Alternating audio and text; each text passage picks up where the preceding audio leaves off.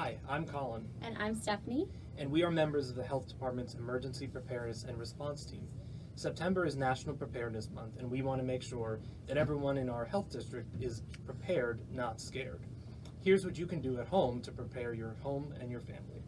So, our first tip is in regards to health insurance coverage and having copies of important documentation.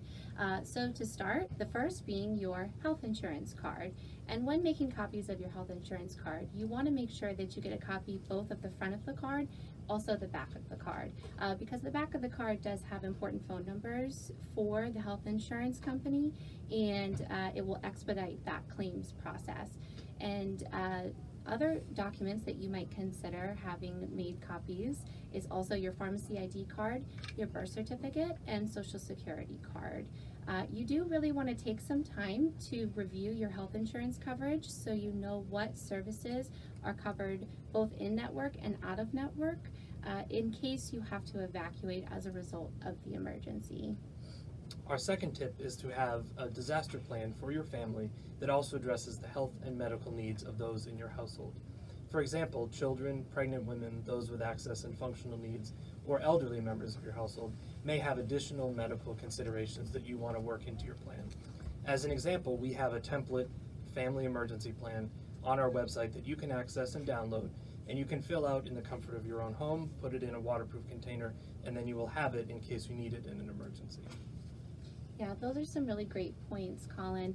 And our next tip is going to be some of the specific medication considerations and medical supplies you might want to consider to put into your emergency kit. To start with medication, you want to make sure that you keep at least a 7-day supply of extra medication for both prescription and over-the-counter medications for each member of your household. And this will likely require a conversation between you and your doctor.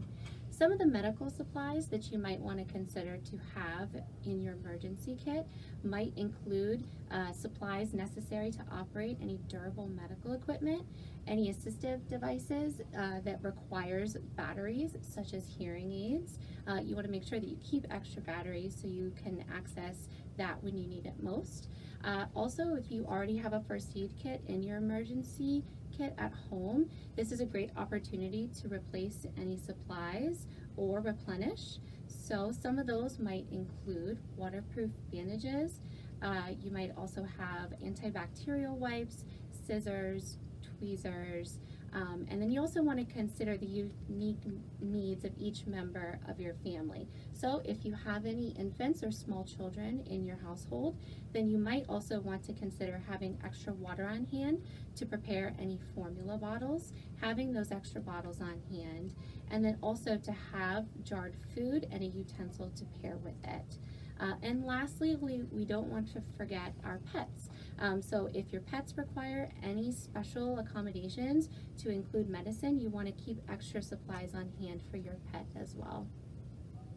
Our fourth tip is about utility coverage.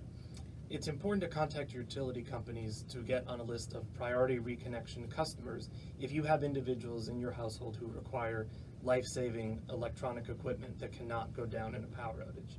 In the Fairfax Health District, there are two power companies. The first is Dominion Energy, and the second is Novec. And you can find their contact information on the internet, and you can give them a call to get on that list. Great. And then finally, we want to go ahead and take an opportunity to talk about our volunteer organization associated with the health department, our Fairfax Medical Reserve Corps. So if you are interested in getting involved in your community and you have a special interest in preparedness and public health, then MRC is a really great option for you. You have opportunities to become involved in a lot of activities where you support both exercises and real world events. And there are fantastic trainings that you can be part of, and they are free. And some examples of those trainings might include CPR, pediatric considerations during disasters, our pod staff training, and also Stop the Bleed and First Aid, among many others that are really great if you have the opportunity to join our organization and be part of that. So if you are interested in joining and becoming a volunteer, you can visit our website and you can find information about how to contact our Medical Reserve Corps coordinator, Paula Rosca, a member of our team, and you can also view the instructions for the application process. So those were 5 really quick preparedness tips that you can take now to better prepare your family and your household.